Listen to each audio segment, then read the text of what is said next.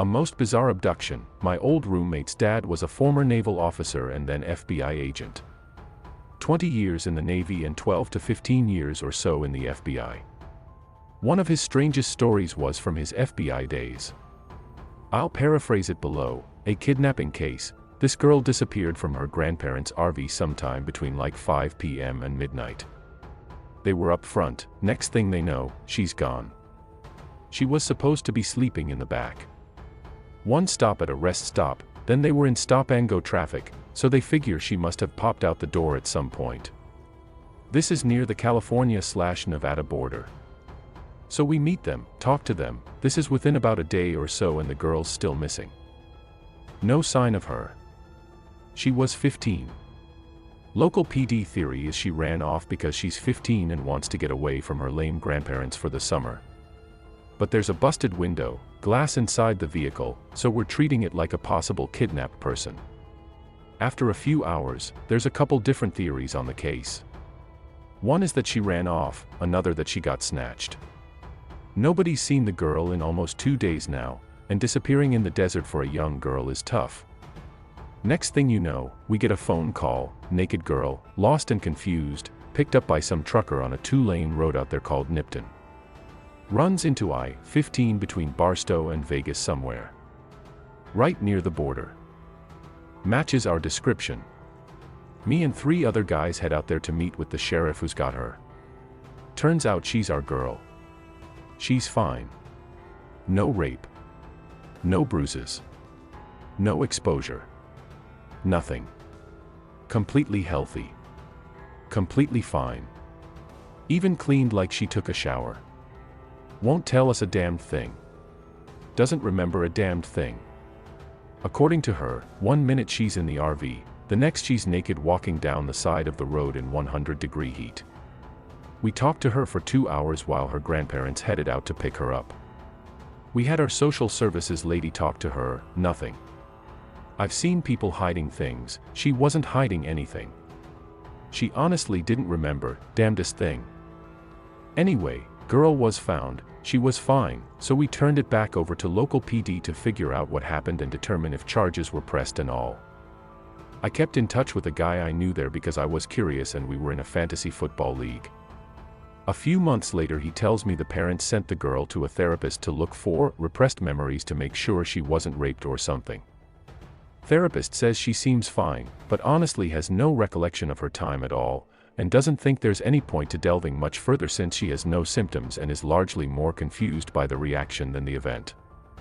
So to this day, we've got a busted RV window with glass on the inside. Likely from a moving RV on a jam-packed freeway, likely in broad or lightly fading sunlight, with 0 witnesses. A 15-year-old girl gets out, or is taken out, and is taken somewhere safe nearby for almost 2 days, and then is stripped naked without being touched sexually, cleaned up, and deposited on the side of a separate road a few miles away. She didn't have a drug in her system that we could detect. She remembers nothing at all. Nobody knows what happened to her clothes or anything. Been almost 20 years since this happened, and I can't figure out what the hell went on with that girl. Still bugs me at night that I have no way to explain it aside from, she lied the whole time. But I know liars, and I'd bet money she wasn't lying at all. Horrendous father, warning, this story is very disturbing. I live in a fairly small town, my dad was a cop for 10 years or so, my aunt works in the ER going on 11 years now. At the time of this story one of my best friend's brother-in-law was an EMT. They are all involved in this sick tale. There was a call about a domestic dispute, then a 911 call from the same address from a woman who was just screaming then cut off. Of course they sent all available units immediately. After a few officers had showed up, they reported the situation back. The chief decided no female officers or EMTs should be allowed near the scene. It turned out a Hispanic man was on drugs, had a freak out on his girlfriend, accusing her of cheating. He beat the SHT out of her, broke several bones. He decided their 3-month-old baby wasn't his, picked up the infant by his feet, gutted him with a box cutter. When the cops showed up he was beating on his girlfriend with a kitchen utensil while she huddled over the baby trying to shield him with her own body. They got him subdued, rushed the baby to the ER, tended to the wife in the ambulance out front, sewed up several cuts of the men in the kitchen. The EMT tending to him was my friend's brother-in-law. The man was still high but coming down, saying a lot of disgusting things about his girlfriend. The EMT slammed his head into the refrigerator, warning him to stop talking. A sergeant was in the room, saw this, gave the EMT an approving nod. A few minutes later, the sergeant got fed up with the man's clearly unapologetic words, said, "Do you hear that woman crying? She trusted you to take care of you, loved you enough to give you a son, look what you've done to them. She didn't cheat, you never let her leave the house, so how could she? That little boy is your son, you could have been a father to him, raised him to be a great man, now you've taken that child's life. That woman, who loved you so much, is out there weeping because she has just lost her son or boyfriend. Don't you care at all?" The man then said that if that baby didn't want him to kill it, then it should have died before it was born, that the woman deserved it because she was a dumb bitch. Cheating or not, the sergeant shot the guy in the foot. My father witnessed all of this, later had to testify.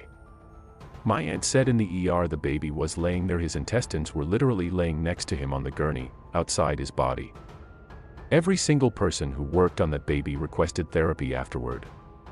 The mom had some pretty bad internal bleeding, but my aunt said the most disturbing thing was hearing her scream for her baby. She said in all her years in the ER she's never heard anyone scream like that. The mom, the baby actually both lived, but the baby has some serious brain damage because he didn't get enough oxygen to the brain because of a punctured lung. The man is in prison. I know he got drug charges, weapons charges, unregistered guns were found in the home, as well as more drugs, domestic battery, attempted murder, a few others I'm not sure of. I do know he has no possibility of parole, a long sentence, but I'm not sure how long the sentence turned out to be. The sergeant EMT were both fired. That was the hearing my dad had to testify in, among other officers EMTs. Mother of the demon, this one time I went out on a call of a suspicious person at a house near where I was at. When I get there, the guy tells me that someone knocked on his door, and when he went to see who it was, there was a woman standing in his driveway with some sort of child-sized doll with horns, and it looked like all bloody and cut up. So he asked the woman, who was looking away from him, what she wanted. She turned around and told him, "It needs food," then started screaming at the top of her lungs and ran at him. So like a normal human being, he slammed the door in her face and called the cops. I get there and there are well-defined claw marks on his door. There's also a good bit of blood, I supposed from her fingers. So I call it out and start the search on foot. I also had 2 or 3 units driving around the area to see if they can't find this chick. So I'm about a block away and we get another call that the woman is back at the guy's house, but in the backyard. So I run about a block back to the guy's house and bust into his backyard. The lights are out, so I have my flashlight out and I'm looking around. I see the chick huddled in the corner next to AF King, evil-looking doll thing, and I ask her if she's okay. She doesn't say anything. About this time, one of my mobile units came back to the house and parked his unit where the headlights were shining on her so we could see how scary this chick looked. She had long black hair, her clothes were rags, she had no shoes, clearly homeless, and she kept whispering things to the doll. So my buddy and I approached and tried talking to her, and she just kept whispering to the doll, couldn't understand what the hell she was saying, so we decided to drag her out of there. The second we put hands on this chick, she went berserk.